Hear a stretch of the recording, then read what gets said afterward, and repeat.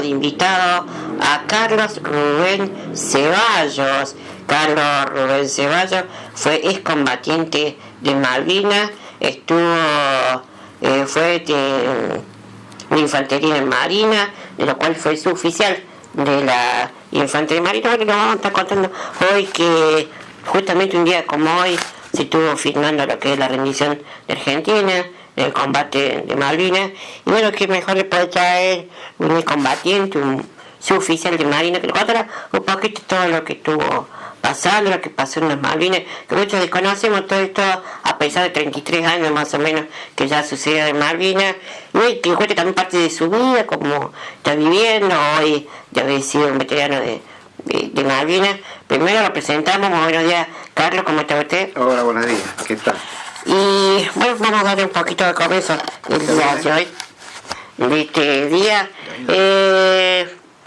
¿Cómo entró dentro de la Marina? Bueno, entré por un enganche, pues sentía vocación de ser soldado. Me anoté en la Marina e ingresé allá por el año 60, diciembre del 60, 1960. Seguí toda mi carrera después de 3 años de escuela de infantería, hasta que me recibí de cabo. Fui pasando por diversas unidades de infantería y marina, hasta que cuando llegué a suboficial, uno de los muy anteúltimos pases que tuve fue en el batallón de infantería y marina número 5, en el año 81. Llegué al batallón ese en el año 81, y en el 82 fue la guerra. Ay, Flor. ¿En qué momento toma posesión dentro de la isla? ¿En qué año? ¿En qué tiempo? ¿En qué año y fecha pisó la isla Soledad? Bueno, el 2 de abril se produce la toma de Malvinas por las tropas argentinas, y el día 8 le dan la orden a nuestro comandante de efectuar el traslado de su batallón a las islas, a la isla Soledad. Llegamos allá el día 8 a la tarde. Yo en ese entonces venía a ser como el segundo vuelo. Llegamos como a las 6 de la tarde, aproximadamente 5:30, 6 de la tarde. ¿Del continente de la Marina? Del continente, desde el Río Grande, Tierra del Fuego, a Malvinas. ¿Lo hicieron por vía aérea? ¿Lo hicieron? Lo hicimos por vía aérea, sí. Sí. Ya los otros habían desembarcado en buques, ¿no es cierto? Pero nosotros lo hicimos por avión. Era más viable, más rápido. A partir del día 8, el batallón fue ingresando a ese lugar hasta su totalidad. Aproximadamente 1000 y pico de hombres, digamos. ¿Y su lugar de trabajo? ¿Qué era su misión en sí? Mi puesto de combate o de trabajo era el ser encargado de compañía. Encargado de una compañía de tiradores significa aproximadamente ser el logístico de la compañía. Todo en lo que respecta a bienestar del personal, en todo lo que sea vestimenta y alimentos y estadía en el lugar donde esté. Así que de eso me encargaba yo, de que todos los conscriptos estén bien. Que estén cómodos, no faltaba ninguna necesidad. Que estén lo más cómodo posible dentro de las circunstancias, sus puestos de combate y cercano, un puesto de primeros auxilios, también que estaríamos con eso. Y ya en combate se elige un puesto donde se reciben los heridos y se los trata como primera mano, digamos, hasta ser evacuado, ya sea hospital militar o puesto sanitario de mayor envergadura. Ahí en Malvinas se dio que podíamos llevar el personal más herido al hospital. Había 2 hospitales, uno de Malvinas y otro que se hizo durante el conflicto. ¿Llegaron a recibir muchos heridos ahí dentro de la parte de ustedes donde estaban, en Infante Marina? Bueno, el 1 de mayo, que digamos fue el momento donde se abrió el fuego, yo tuve ese día 8 heridos y un muerto. De los 8 heridos fueron evacuados respectivamente a la zona de sanidad, al hospital de evacuación. Uno era bastante grave porque tenía una amputación del pie izquierdo por una granada naval, de fuego naval. Y los otros eran heridos más bien, podría decir, leves. Normal, decimos que venían del océano o del mar hacia adentro. Aproximadamente a las 7, 8 de la noche comenzó el cañoneo naval desde el sur de la isla hacia los lugares donde se veían más conglomerados de nuestra tropa. A la altura mía recibimos aproximadamente 140, 150 tiros esa noche, porque era un lugar muy, muy clave. Además, no sé si por error de no sé quién, nos pusieron un radar ahí que prácticamente se veía desde el mar perfectamente. Era como un cartel que dijera, aquí estamos. Le prepararon directamente. Así que hacían puntería y además la puntería que hacen los buques modernos es con computadora, así que no. Y se le da la orden a la computadora y la computadora efectúa los tiros en serie de 10 a 12 disparos por serie. Y nos apuntaban a nosotros, donde estaba yo, a mi altura, que se llama Zapper Hill, que vendría a ser en castellano altura zapador. En esas alturas recibimos todo el fuego de 3 destructores ingleses. Y además repartían el fuego más hacia el oeste, donde estaba yo, después hacia el este, donde estaba el regimiento del ejército, y también hacia el aeropuerto. Algunos tiros hacia el aeropuerto. Aunque ya habían cañoneado el aeropuerto a la mañana temprano. Entre las 6 de la mañana y las 8 y media, las 9, cañonearon todo el... Ese fue el momento más crítico, ¿no? El 2 de mayo. ¿Fue un momento más? Sí, ese bautismo de fuego fue más bien crítico porque nos mantuvo con la cabeza abajo tierra, porque no se podía salir para ningún lado, ¿no? No sé. Es un momento en que no se tiene que hacer nada, ni salir ni correr. Eso es lo más peligroso que hay. Y dentro de lo que fue el arribe del Manuel Belgrano, que fue el primer buque argentino que se dio, bajo que ahí empezó más lo que fue la guerra, ¿no? Los 300 y algo marines que murieron. Y eso fue, yo le estoy hablando de este cañoneo del 1 de mayo, y el 2 de mayo recibimos la mala noticia del Belgrano, que se hundió, como a las 4 de la tarde se terminó de hundir. Un gran pesar lo recibimos porque nosotros somos de Marina también, así que no tenemos también todo ¿Tuvo un conocido dentro de ahí? Sí, tenía un amigo, un tal Figueroa, que era enfermero, creo que era, y el otro un tal Heredia, que era panadero, es decir, dentro de cocinero la especialidad panadero. Conocí, y era de acá de Llanfune, provincia de Córdoba.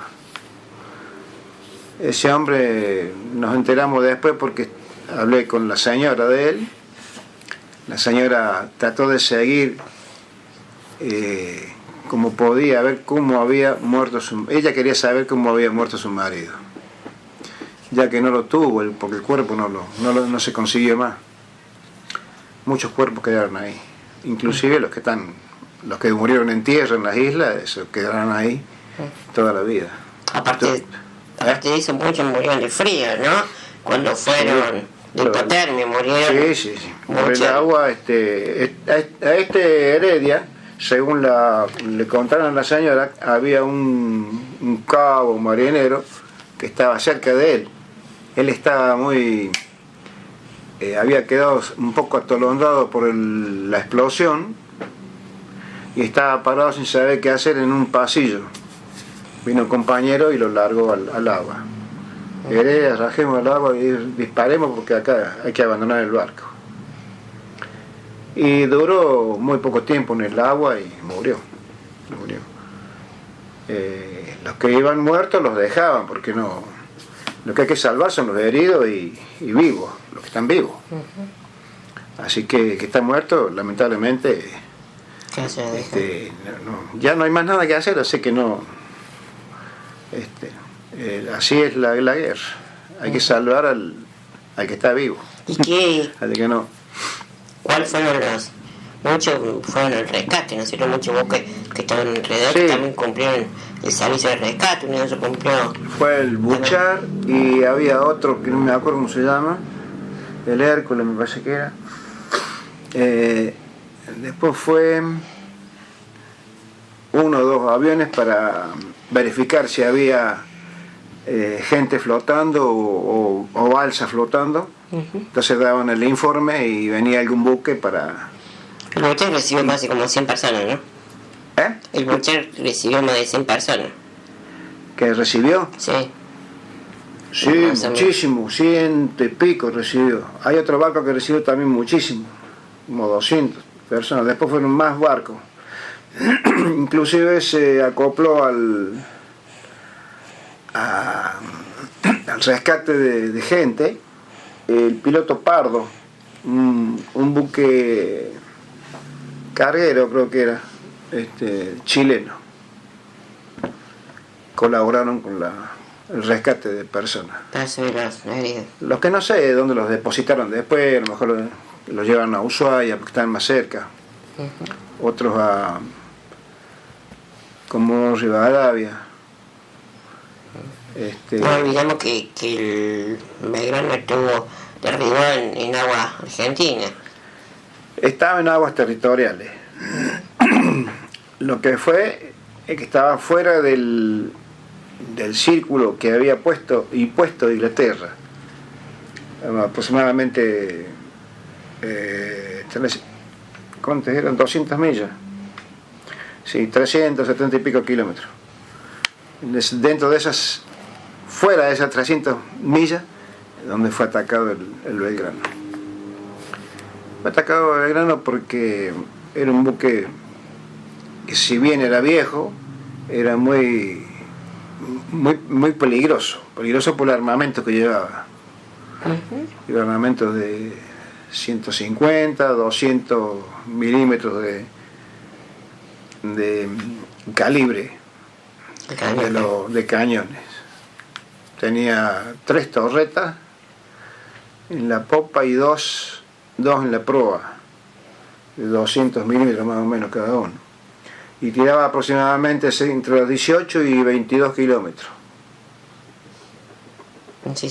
Es una hermosa artillería, muy buena artillería.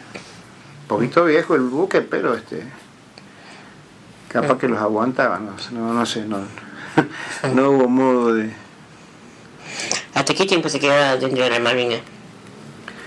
Yo me retiré en el año 90, en marzo del año 90, me retiré ya con los 30 años de cumplido.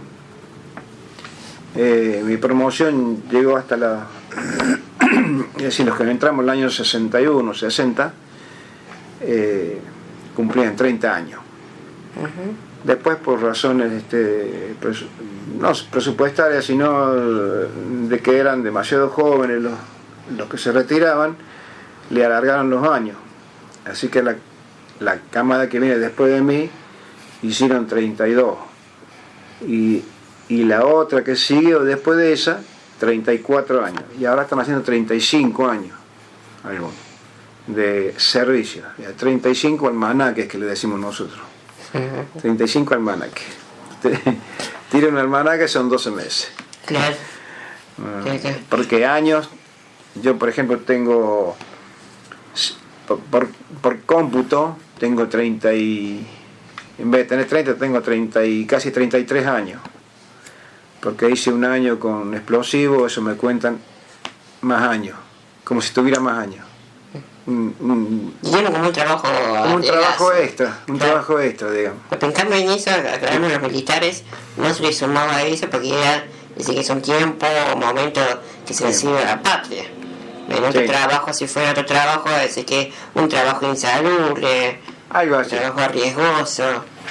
Por ejemplo, en el sur del país, muy al sur como estaba yo, ahí se contaba, por ejemplo, un año, se contaba medio año más.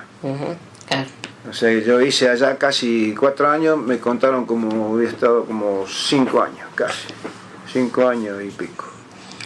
Y eso va para la cantidad de años, ¿cómo se llama? Me olvidé el nombre. Computado. Años computados. Años ¿Cuál fue su momento más de riesgo dentro de la Marina? Que sí, acá no paso y que se haya asustado mucho. Y el 1 de mayo ese. El 1 de mayo, ¿no? Sí, el 1 de mayo fue el más, el que más me tocó. Pero, la pasé duro ese día, en las primeras horas. Después ya lo asumí totalmente como un trabajo más. No era una cosa de desesperarse ni nada. Sí hubo gente que se quedaba medio como acoquinada, así atemorizado, y como el miedo ataca de muchas formas, de varias formas ataca. Hay gente que se queda en sí misma, ¿no? Y no. A un chofer, por ejemplo, me pasó, porque cuando tuve los primeros heridos, me gritan de que tenemos que, hay heridos, así que traigan el chofer para la camioneta. La camioneta la teníamos media escondida como en una cueva a cielo abierto, ¿no? Era una zanja, ¿no? Digamos. Pero un proyectil de una granada naval me rompió la camioneta. Le pegó en el eje delantero y la dejó sin tracción. Sí, delantera. Tirada con la trasera nada más, pero es imposible sacar con el barro que hay allá y las piedras y los pozos, no, es imposible sacarlo. Imposible. Pusimos en marcha el vehículo, cuando puso la marcha el concreto empezó a echar fuego por delante porque estaba roto con la homocinética y hizo un lío bárbaro ahí, así que se rompió, no andaba ni para atrás ni para adelante. Y empujarla hacían falta por lo menos 100 concretos para empujarla, porque el barro se pega abajo. Era imposible. Me cambiaron el vehículo ese, me pudieron otro después porque tenía que tener algo de evacuación allá arriba. Entonces me dejaron un vehículo después de ese. ¿Y cómo se trasladó ese herido? ¿A dónde? Ese herido que tenían que trasladarlo. Eso lo pasamos a subió una ambulancia hasta la altura que estábamos nosotros. Con gran riesgo subió la ambulancia esta. Pero lo recibieron ahí casi a los 8 heridos. Pero especialmente a que tenía una pierna cortada, ese lo evacuaron rápido.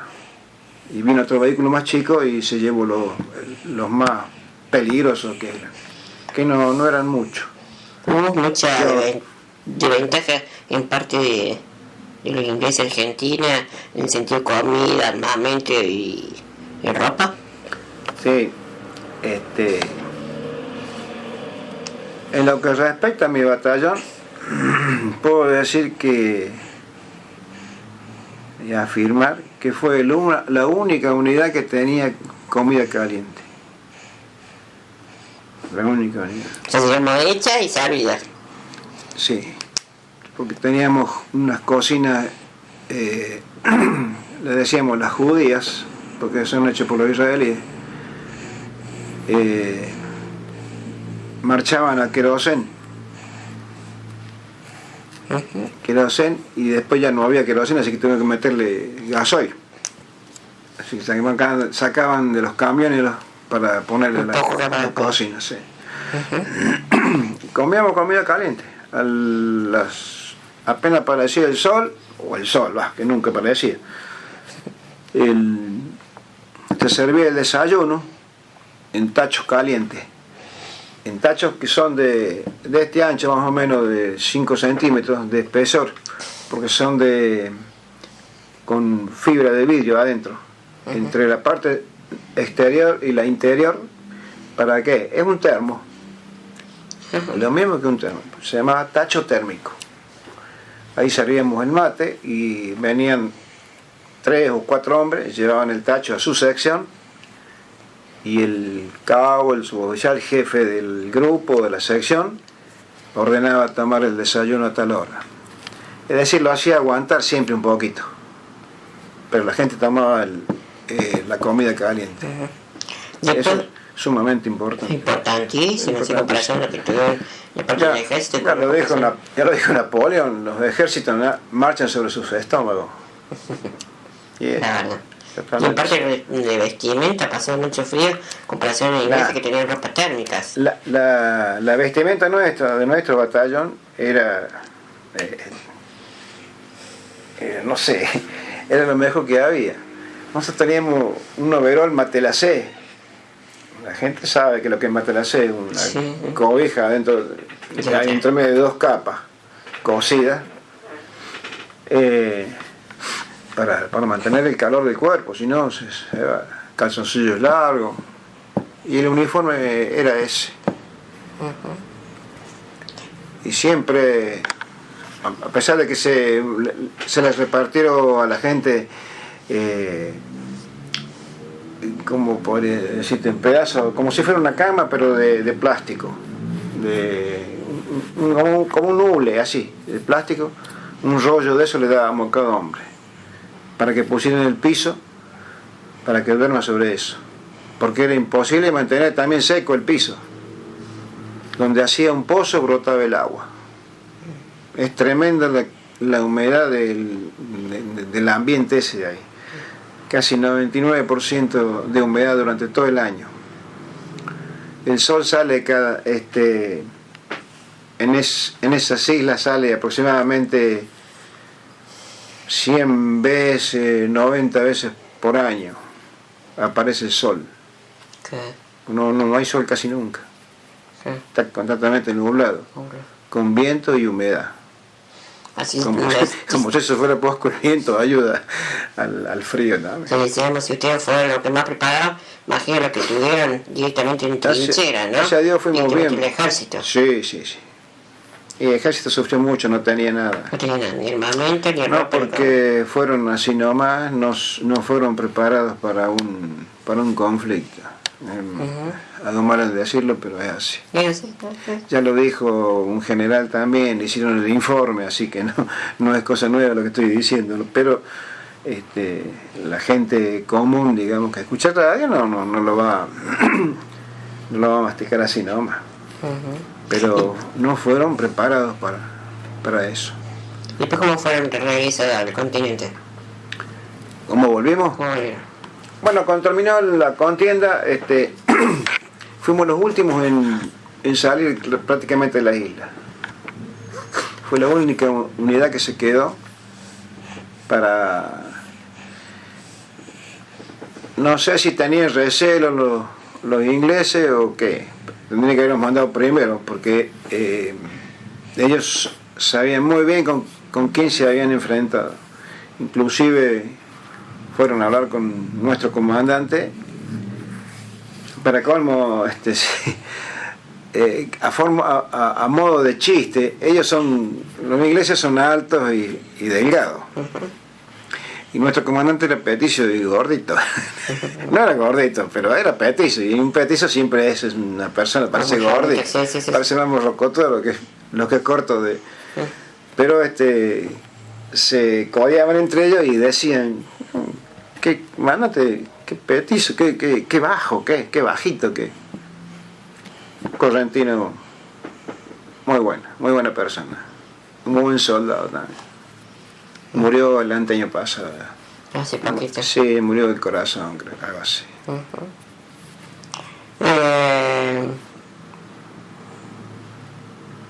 Después de la guerra, en su puesto del barco de aquí, ¿qué desempeño después? No, seguí trabajando como encargado de compañía, como encargado de víveres, hasta mi retiro. Fui a una escuela también de instrucción técnica y táctica para el combate.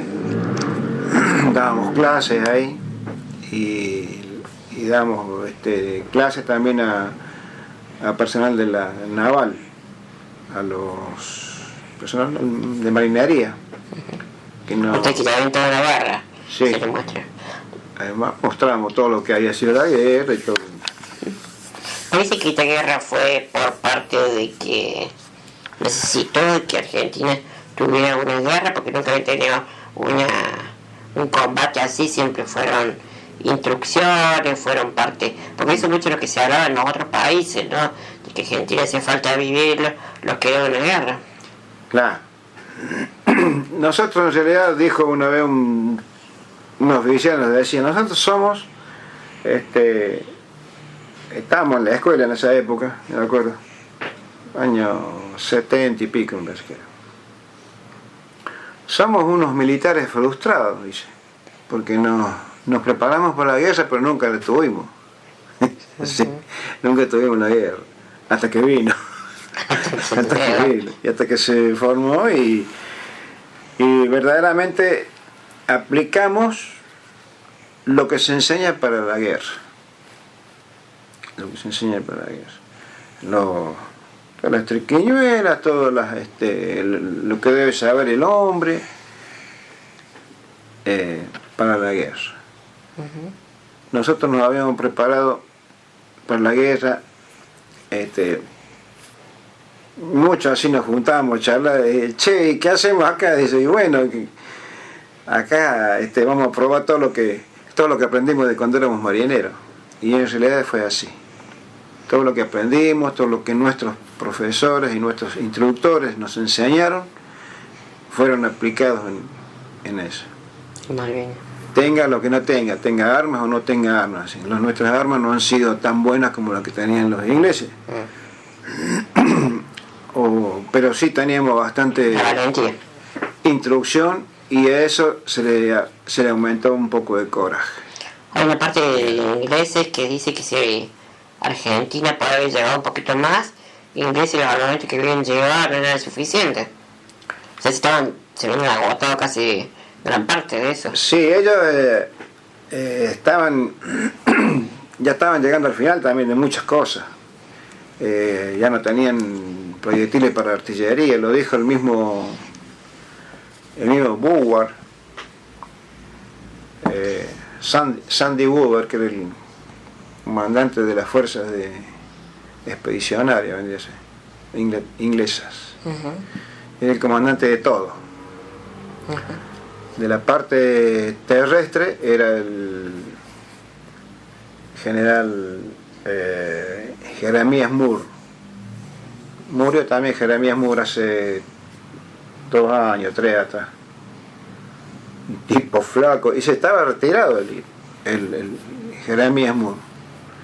Y lo llamaron del retiro para que se hiciera cargo de la parte terrestre inglesa. O sea que el hombre que está en servicio, cuando le llega su tiempo, se retira. Presta servicio a la plata siempre.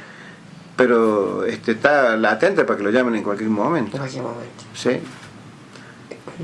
Hay, por ejemplo, gente como yo que están en buen, digamos más o menos en buen estado, ya a esta altura 70 y pico de años, ya no es como para que vaya a correr como un soldado. Claro. Pero si hay que ir a contar munición o hacer algún trabajo de oficina, entonces saca todo el personal de oficina a la guerra, y usted que es más viejo, ahí adentro, a escribir a máquina, a contar munición, no sé, Lo que fuese.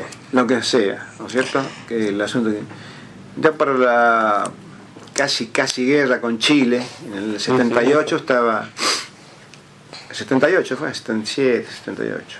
79, creo. Yo estaba operado de la rodilla, me operaron del menisco, tuve 4 meses casi caminando con yeso. Pero como estaba separado de la fuerza, porque el que está mucho tiempo por razones de salud, lo retiran un tiempo. Pero fui al hospital y me presenté para un voluntario para hacer no sé, cualquier cosa. Digo, por lo menos puedo andar en bicicleta, puedo llevar munición en bicicleta, no sé, puedo manejar una ambulancia también, no tengo problema. Bueno, lo vamos a tener en cuenta, no sé qué problema.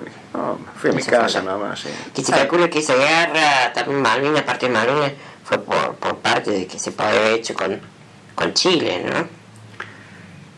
Sí. Y ahí fue generándose todo un poco, ¿no? Ese malestar de guerra. Quedó ahí quedó bollando ahí, digamos, la pequeña invasión que se iba a hacer para Chile. No estaba en muy buena forma ese tiempo Chile. Menos mal que ahí Zamoré fue el que metió baza y dijo: paren la mano, muchachos, porque acá se viene. Y eso fue un día crítico. Creo que Argentina iba a tomar una isla por allá por el sur. Algo así sentí yo, porque yo no estaba en ese momento ahí. Y el día 18, algo así, se entraron a volver las tropas de allá, del sur, porque el lío era en el sur. Eso. Sí, ahí estaba muy, muy bravo. Faltaba un clic y se agarraban ahí. Eso. Sí. Que Chile prestó ayuda, ¿no? Esto, vamos, inglés en comunicación, pensaron los que son los radares para que le fuera más fácil Inglaterra, ¿no? Sí. Y en parte del sur Chile ayudó muchísimo. Ayudó muchísimo. Cada vez que se movía un avión en Comodoro Rivadavia y en Río Grande, más que nada. En Río Grande, en el aeródromo, se llama la base aeronaval, ahí estaban nuestros mejores aviones que tenía Marina. Sí. Que se hundieron 2 barcos. Sí. El Sheffield primero, que no sé cómo se cruzó al medio el Sheffield, era para otro barco más grande, el tiro ese. Y el otro fue el Royal Conveyor, que es un buque grandísimo, tanto como un portaaviones, por eso posiblemente haya tomado ahí el zoom y le dio a ese. Hay una parte y esos aviones que largaron esos tiros son de la Marina, eran de la Marina. Ya creo que queda uno, la mitad de uno, no sé, algo así. Dentro de un libro que se llama Los Halcones, que está escrito por un comodoro de la Fuerza Aérea. Comodoro castellano, no sé qué era, algo así, sí. Castellano. Que estuvo dentro de acá de la Fuerza Aérea, estuvo haciendo, tal vez no hace muy pocos años, hace por lo menos 7 u 8 años que se terminó la retirada, porque se había quedado como enganchado varios años. Sí, sí. Y yo tuve la posibilidad de hacer una nota a él, a Castellano, cuando fue la jornada puerta abierta dentro de la escuela de suboficial. En la escuela, sí. Él estaba cumpliendo ahí su último momento, creo que faltaban unos meses, o sea, para retirarse, estamos hablando de varios años, ¿no? 8 o 9 años atrás. Un open day, que sea. Contaba él la historia que dice que uno de dentro de su cuadrón, iban con el famoso Pucará, y se sentían las tonadas chilenas que decían, ahí va uno. Entonces ellos mismos, los aviones argentinos, tomaban y se captaban eso, y entonces con los excelentes aviadores que tuvimos dentro de la Fuerza Aérea, le cuento, los oyentes pasaban tan bajito al agua que sabían cuántos metros estaban del agua, que eran aproximadamente unos 1 metro o 2 metros del ras del mar, porque veían de cómo caía el agüita del parabrisas, digamos, en la parte de delante. El parabrisas se lo mojaba el agua salada. Entonces sabían el eso, agua salada se lo mojaba. Sabían eso a cuánta distancia era para que no les dieran los radares. Claro. Y ellos le aparecen por la parte de atrás a lo que son los buques ingleses. Esa fue una de las grandes valentías que tuvo los argentinos. Muy bajos, que es muy peligroso también, porque a veces si hay un mar un poco picado, por ahí una ola llega a elevarse un poquito más de la que se elevan las otras y le pega el avión, lo despedaza. ¿Le parece? Lo despedaza, sí. Esto fue de un comodoro llamado Godoy, muy famoso dentro de la Fuerza Aérea, que me contaba eso, que siempre quedó, y está la grabación que se tomó en la caja negra del avión, que decía ahí va uno, que en la parte de los ingleses que llaman, así que bueno, es lo que se vivió dentro de la guerra. Esa es la que se vivió, sí, tremenda. Vamos a una pausita musical y ya volvemos con más Descubriendo Camino. Descubriendo Camino junto con Carlos Ceballos. Acá justo están viniendo mensajitos, nos dice si alguna vez vio desbordes o pensó en hacerlo por la gente que se suicidó. ¿Desborde con la gente, los civiles? No. Sí. No, nunca vi. No. Y muchos por lo menos para con nosotros, los combatientes, no lo he visto. Hubo muchos casos de suicidios de las personas que dejaron después de las guerras. Sí, porque el porcentaje se dio que el doble más de gente que se suicidaron. Sí, 600, hay 1300, 1400 conscriptos que se suicidaron. Conscriptos, soldados, más que nada. Lo único que no tengo conocimiento es de si hay alguno que haya sido de infantería y marina, pero no tengo conocimiento. Si han sido muy pocos, porque si no lo hubiera conocido. De marina, los que podrían haber sido suicidas, puede haber sido algunos del Belgrano, que quedaron muy mal. Venían totalmente mutilados, muertos de frío, fueron recibidos a veces por los buques con lo que quedaba del hombre. Muchos murieron en algún buque, en algún barco que los rescató. Claro. Otros iban muriendo a medida que los iban alzando, llevando. Pero no tengo conocimiento de que... Cuando terminó la guerra, ¿cómo fue recibido usted a través de la sociedad, la gente? ¿Un pequeño rechazo? ¿O usted no lo sintió en el sentido porque era militar, estaba trabajando, estaba dentro? No, en realidad no. Yo era el primer año que iba allá a Río Grande de pase, fui en el diciembre del 81.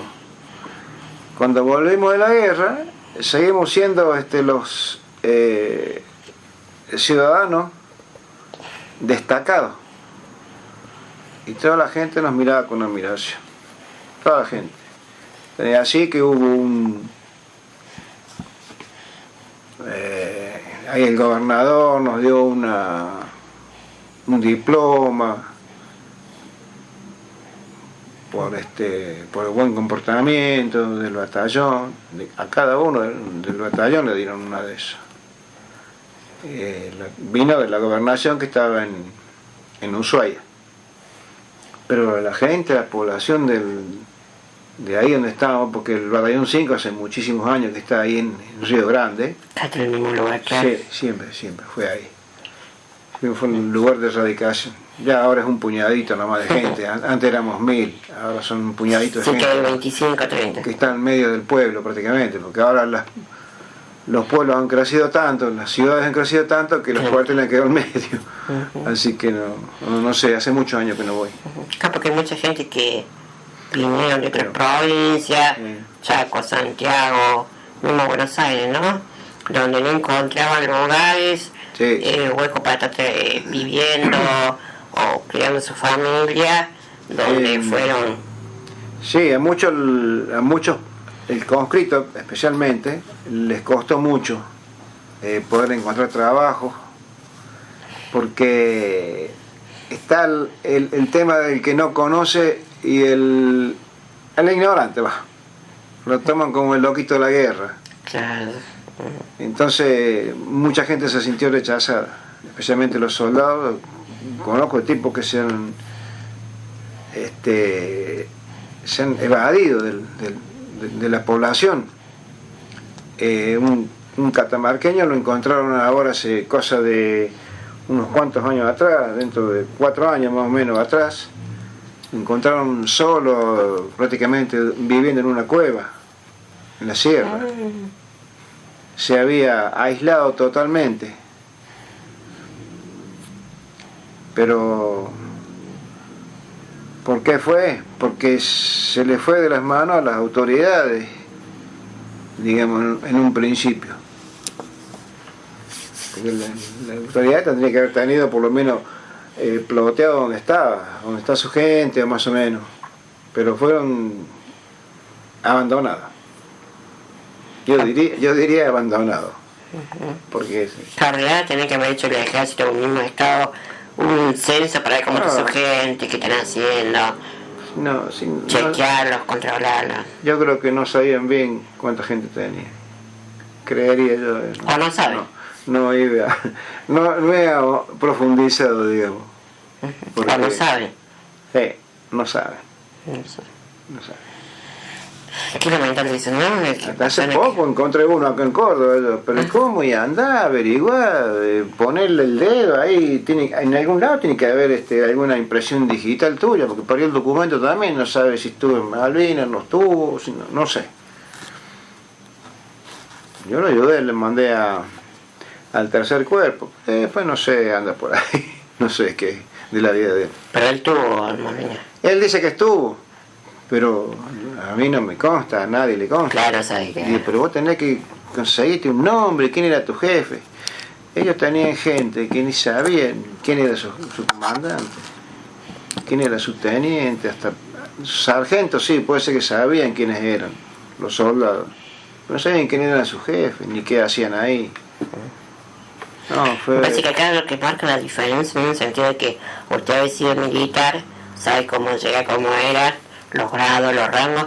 A esos pobres chicos, no olvidemos que fueron chicos que a lo mejor venían de Santiago, de parte del monte, y se los mandaban a la guerra sin saber lo que hacían, ¿no? Les cagaban un fusil, vaya para allá, cabe esto y listo. Sí, medio así como al despelote, digamos, hablando mal. Lo metían ahí y le decían que era una sección, que era un grupo, ni sabían qué era. Por eso digo que nosotros fuimos con gente bien adiestrada, por lo menos muy adiestrada estaban, y no era muy difícil saber que el hombre sabía hacer lo que tenía que hacer. Que en mi compañía tuve solamente un hombre que medio como que se volvió como loco, se había vuelto medio loco porque estaban tirando los ingleses con los barcos, y salió de la posición que tenía, nos tiran, se vienen, medio haciendo lío. También está penado por la ley eso, Las leyes militares prohíben o se castiga, se sanciona, hay una pena, el que produce alemanes, promueve la violencia. Bueno, hay un nombre, pero no me voy a acordar, ya me voy a acordar enseguida. Es como el que en un avión, en un ómnibus se pone a gritar porque parece que van a chocar, pero no chocan, pero ¿qué hace? Pone mal a los demás. Entonces a lo agarraron justo, lo bajaron lo agarraron ahí donde iba corriendo, porque podría haber caído herido. Corriendo por arriba de las posiciones, todo el mundo estaba con tierra, cabeza abajo, y lo único que andaba era él, así alocado. No sé por qué lo hizo. Pero por la misma desesperación mía, ¿no? Sí, puede haber sido miedo, puede haber sido. Pero ya habían pasado 2 o 3 noches de esto. Así que lo bajaron ahí un rato y le pegaron unas cuantas cachetadas y se compuso. Sí, terminó el conflicto con nosotros. Sí, lo más bien. Hubo otro caso también donde dentro de una cueva, estaban recibiendo los cañonazos y también gritó, dice, qué macana, dice, yo tengo mis hijos, no sé si los voy a volver a ver, dice, y hablaba en voz alta, así, había como 4 o 5 más allá dentro de la cueva esa. Y mi señora está embarazada, creo que va a tener un hijo entre poco, capaz que no me conozca. Eso pone mal al otro que está más o menos no tranquilo, pero por lo menos se las aguanta, o tiene suficiente coraje adentro como para aguantársela, y lo pone mal eso. Y lo agarró un suboficial y le pegó una zamarreada. ¿Usted qué se cree que yo no tengo hijos? Dice. Cállese la boca, dice. Y aguántesela como pueda. En ese momento se calmó, porque te dije anteriormente, el miedo te ataca de todos lados. ¿De todos lados qué? De todos lados. Le da miedo acá, hay gente todo lo que hay alrededor. Sí, así es. Yo lo único que me atacó a mí fue tiritar.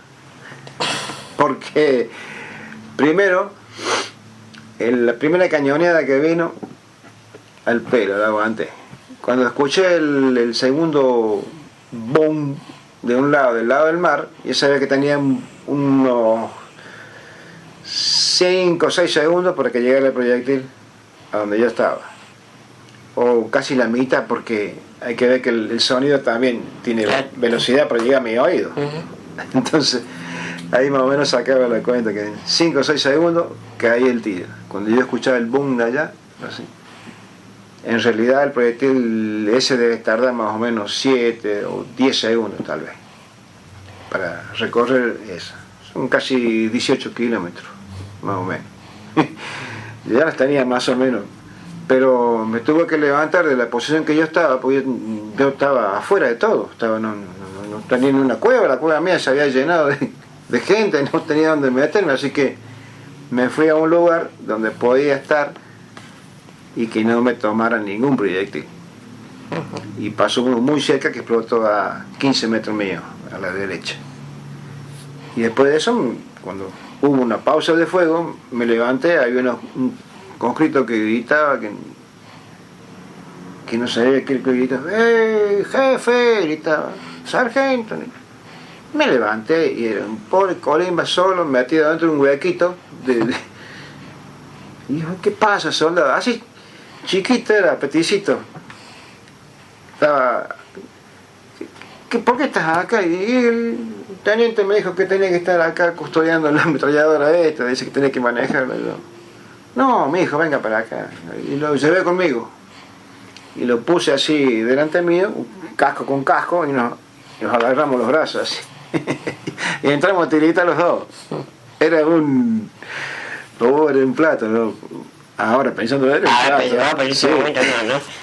Dice, mi sargento, discúlpeme, pero estoy tiritando. No te hagas problema que yo también, le digo, vamos a tiritar los dos juntos, vamos, y golpeamos el taco uno con otro. Pero pasó todo, ningún problema. Después se levantó lo más bien. ¿Cómo te sentís? Bien. Bueno, a mí no me entra un alfiler, le digo, en el tuje, pero le pasó bien mientras nos recibíamos el cañón. De vuelta, claro. Bueno, vamos a una pausita musical chiquita y empezamos a despedirnos ya del día de hoy. Y bueno, ya volvemos nuevamente con más Discurriendo Camino. Y bueno, empezamos a despedirlo a Carlos Ceballos por el día de hoy, por el tiempito que le seguimos robando de su vida y sus cosas. Así que bueno, le damos muchísimas gracias, muchas gracias por estar con nosotros. Bueno. La verdad que queríamos saber mucho lo que estamos pasando. Hay mucho más por estar contando, ¿no? Mucho más vivencia de lo que estuvo viviendo, tan lamentable y tan desastroso que lo que es una guerra, ¿no? Donde algunos las crearon, vaya a saber por qué, tendrán dentro de su conciencia, ¿no? Pero bueno, muchísimas gracias, Carlos, por estar con nosotros. Gracias a ustedes por haberme dado esta oportunidad de poder charlar sobre el tema. A mí no me hace ningún prurito hablar del tema, al contrario. Lo que más me gusta a mí es que la gente conozca qué es lo que pasó, qué es lo que puede pasar algún día y tomemos medidas, que más no sea algún poco tener cierta idea de lo que es una guerra y lo que es un desastre también, porque los desastres también ocurren así. Totalmente. Y hoy es hoy que Hoy es 15 de junio del 82 estábamos prisioneros de guerra, el 15. Pero ya terminó la guerra. Ya había terminado, estábamos en el aeropuerto, ahí en una especie de villa de miseria, porque encontramos todo lo que encontramos roto, servía para hacer techo, para permanecer ahí hasta el día 20-21 de junio, que volvimos al continente. Bueno, muchísimas gracias. Nos vemos el próximo lunes a partir de las 3 de la tarde, como todos los lunes, con más Descubriendo Camino.